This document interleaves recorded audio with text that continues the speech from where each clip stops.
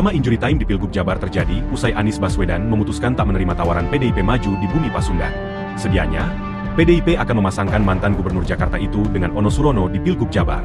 Tawaran ke Anies itu muncul usai PDIP mengusung Pramono Anung dan Rano Karno di Pilgub Jakarta.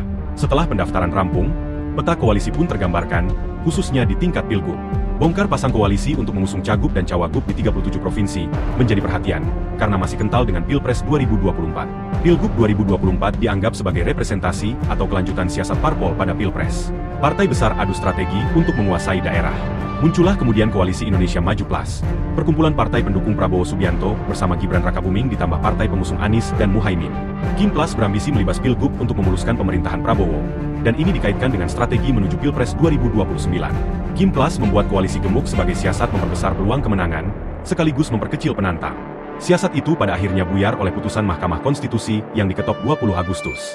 Ambisi paling mencolok Kim Plus adalah strategi memboyong 14 partai di Jakarta. Kim Plus mengusung Ridwan Kamil dan Suswono, kader PKS yang juga Menteri Pertanian era Susilo Bambang Yudhoyono. RK dan Suswono dengan koalisi gemuknya hampir saja melawan kota kosong atau calon independen, tapi terhambat putusan MK nomor 60. Putusan itu mengubah ambang batas pencalonan kepala daerah, dan membuat PDIP bisa mengusung penantang RK dan Suswono, meskipun hanya sendirian. PDIP adalah satu-satunya partai di parlemen yang tidak bergabung dengan Kim Plus. Putusan MK mengubah konstelasi pilkada, termasuk Jakarta. Anies yang punya elektabilitas tertinggi kembali hidup kartunya dengan kans diusung PDIP. Namun peluang tak berpihak kepada Anies. Setelah melalui drama di hari-hari terakhir pendaftaran, kartu Anies untuk berlayar di Pilkada Jakarta dipastikan mati usai PDIP memutuskan mengusung Pramono Anung dan Rano Karno. Anies gagal maju lagi sebagai Gubernur Jakarta, meski memiliki elektabilitas tertinggi yakni 29%, jauh di atas Ridwan Kamil yang hanya 8,5%. Ini berdasarkan data survei Litbang Kompas pada Juni lalu.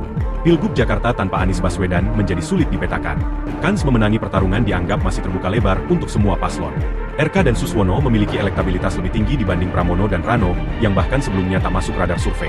RK juga didukung 14 partai. Sementara Pramono dan Rano hanya berlayar lewat kekuatan PDIP dan dukungan dari Hanura. Secara survei, RK start lebih di depan. Dari segi dukungan parpol pun menang jumlah. Tapi kejomplangan dukungan parpol ini dianggap tak menjamin kemenangan. Direktur Parameter Politik Indonesia Adi Praitno mengatakan, jumlah dukungan parpol di pilkada bukan jaminan kemenangan. Yang terpenting dalam pilkada adalah sosok pasangan calonnya.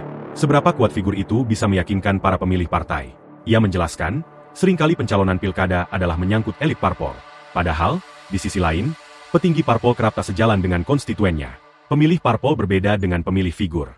Dari faktor tersebut, Adi berkesimpulan peluang memenangkan Pilgub Jakarta masih terbuka untuk semua calon, termasuk bagi calon perseorangan Dharma Pongrekun dan Kun Wardana. Adi menganalisis, meski RK punya modal dukungan parpol yang gemuk dan popularitas yang lebih unggul, Pramono Anung juga punya kelebihan. Hubungan baik dengan Presiden Jokowi dan Presiden terpilih Prabowo Subianto. Kedekatan Pramono dengan Jokowi dan Prabowo dianggap sebagai bekal penting yang tidak sederhana, dan tidak dimiliki semua kandidat. Yang terpenting, Pramono Anung tidak mengundang resistensi apapun di Jakarta. Download Tribun X sekarang. Menghadirkan lokal menjadi Indonesia.